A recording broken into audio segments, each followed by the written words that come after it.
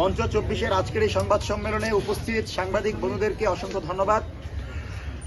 আজকের এই সংবাদ সম্মেলনে পর্যায়ে কথা বলার জন্য অনুরোধ করছি লেফটেন্যান্ট কর্নেল ফেরদৌস আজিজ স্যারকে। মঞ্চ 24-এর অন্যতম উপদেষ্টা লেফটেন্যান্ট কর্নেল ফেরদৌস আজিজকে কথা বলার জন্য অনুরোধ করছি।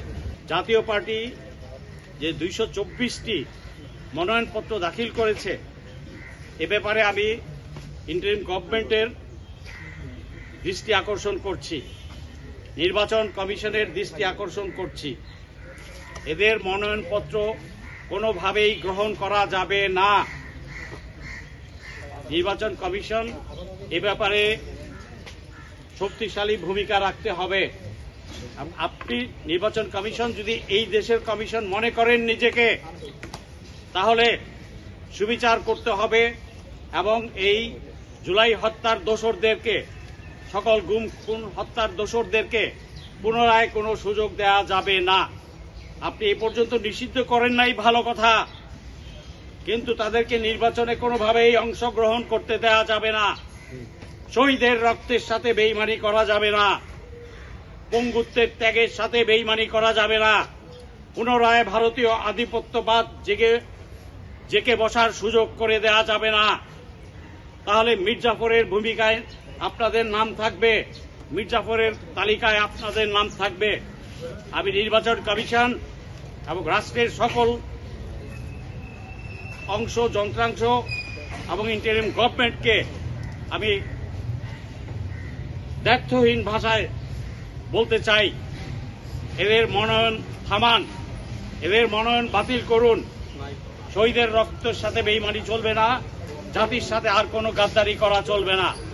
অতএব এ ব্যাপারে আশু পদক্ষেপ অনতিবিলম্বেই যাচাই বাছাই শেষ হওয়ার আগেই নিতে হবে। স্বৈরাচারের দূষর জাতীয় পার্টি সারা দেশে 224টি আসনে মনোনয়নপত্র দাখিলের প্রতিবাদে আয়োজিত মঞ্চ 24-এর আজকের সংবাদ সম্মেলনে উপস্থিত সাংবাদিক বন্ধুদেরকে ধন্যবাদ জানিয়ে লিখিত বক্তব্য শুরু করছি। আহ্বায়ক ফাহিম ফারুকী।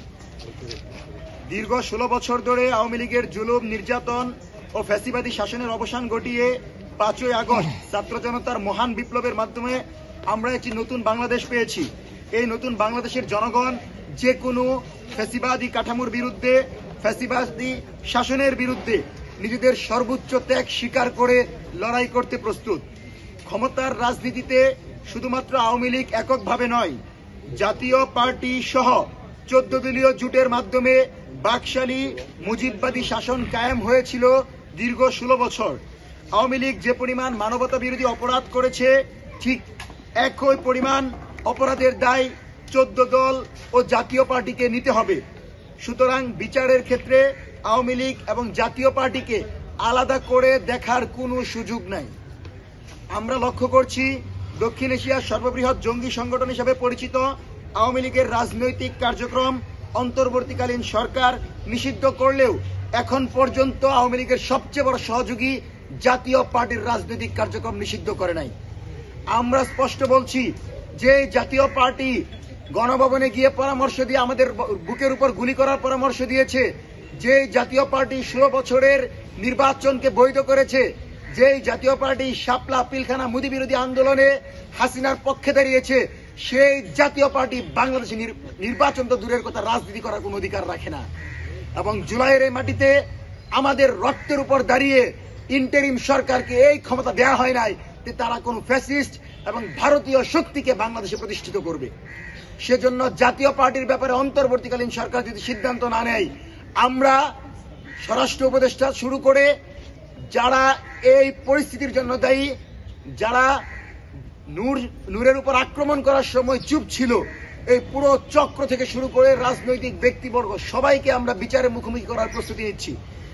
আপনারা অবগত আছেন যে আমরা এই বাকশালীদের ব্যাপারে ইতিমধ্যে আপনাদেরকে অবগত করেছি, কিন্তু সরকার ইতিবাচক কোনো পদক্ষেপ এবং ইতিবাচকভাবে রেসপন্স না করায় আজকে 224টি আসনে তারা মনোনয়নপত্র দাখিল করেছে।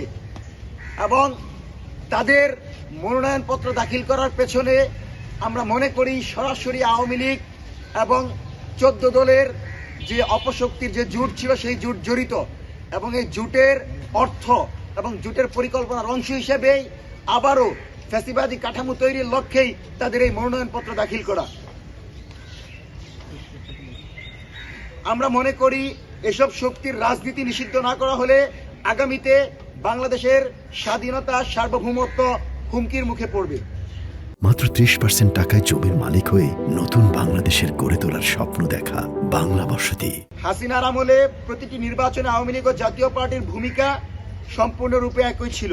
জনগণের ভোটাধিকার কেড়ে নিয়ে আধিপত্যের মাধ্যমে যারা দেশকে ফ্যাসিবাদের দিকে ঠেলে দিয়েছে, সেই দল কিংবা জোটের কেউ জুলাই পরবর্তী বাংলাদেশের নির্বাচনে অংশগ্রহণ করতে পারবে না।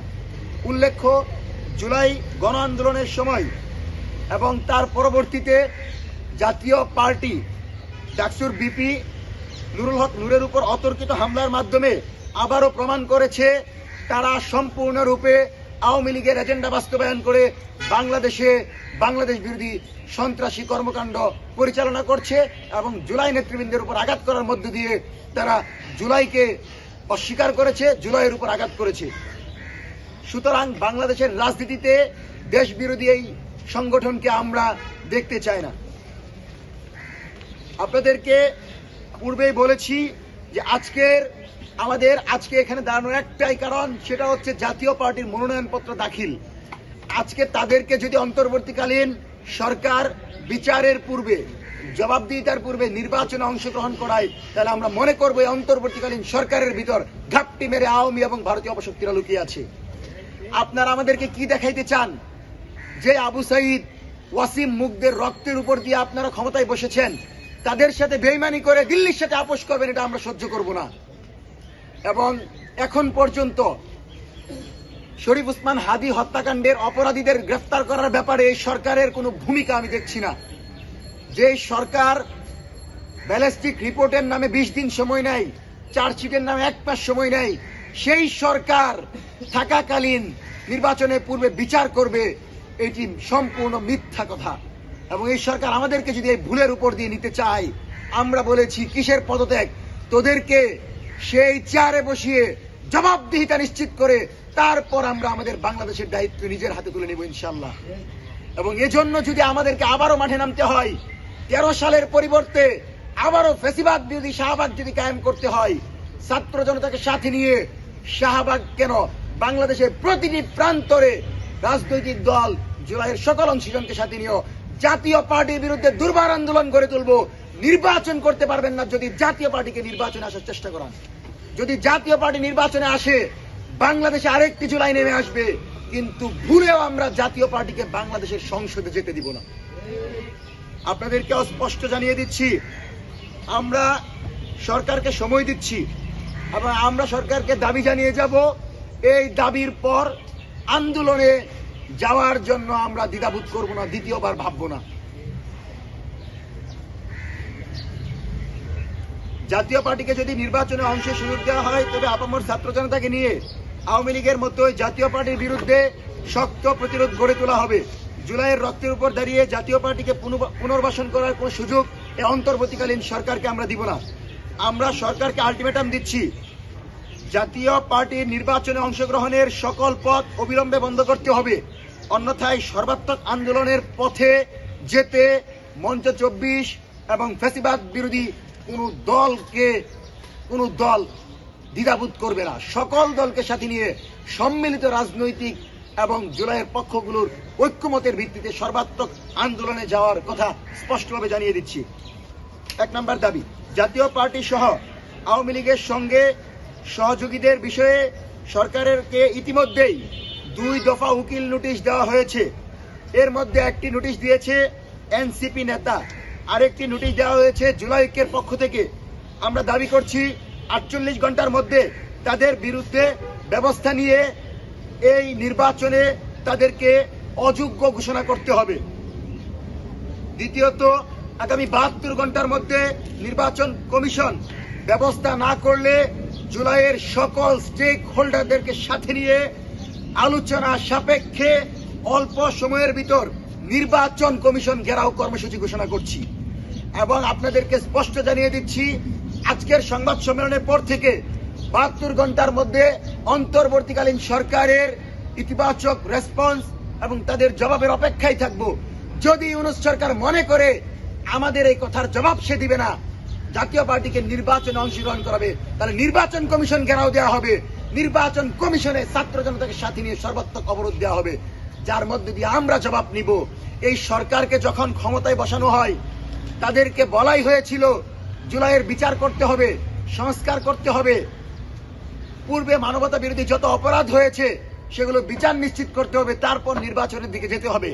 আপনি এমন পরিবেশে নির্বাচন করতে পারেন না যেই পরিবেশে পুলিশ, মিলিটারি ইন্টেলিজেন্স দলের এজেন্ডা বাস্তবায়ন করে, যেই পরিবেশে দিনে দুপুরে জুলাইয়ের নেতৃবৃন্দের উপর আঘাত হয়, আর এই অথর্ব উপদেষ্টা, এই অথর্ব পুলিশ প্রশাসন, অথর্ব মিলিটারি ইন্টেলিজেন্স বসে বসে আঙ্গুল চুষে। আমরা আপনাদেরকে সেই সুযোগ দিব না। জুলাইয়ের মাটিতে আর কোনো গুম দেখতে চাই না, কোন খুন দেখতে চাই না, এমন কোন নির্বাচন দেখতে চাই না যে নির্বাচনে আমার ভোট আমি দিতে পারবো না। সুতরাং লেভেল প্লেইং ফিল্ড ছাড়া, বিচার কার্য সমাপ্ত করা ছাড়া নির্বাচনের দিকে যাওয়া মানে আত্মহত্যা করা। সেজন্য সম্পূর্ণরূপে আমরা মনে করি নির্বাচনের মাধ্যমে বাংলাদেশ স্থিতিশীল হবে, কিন্তু তার পূর্বে অবশ্যই বিচার সমাপ্ত করতে হবে, অবশ্যই তার পূর্বে বাকশালী মুজিববাদী 14 দলের রাজনীতির কবর রচনা করে ফ্যাসিবাদ বিরোধী নির্বাচন দিতে হবে। তাছাড়া বাংলাদেশ সরকারকে কোন ধরনের ফ্যাসিবাদী ভূমিকা, জাতীয় পার্টির পক্ষে ভূমিকা অথবা আওয়ামী কোন সুশীলদের পক্ষে গিয়ে এই নির্বাচনকে প্রশ্নবিদ্ধ করবে সেই সুযোগ দেওয়া হবে না।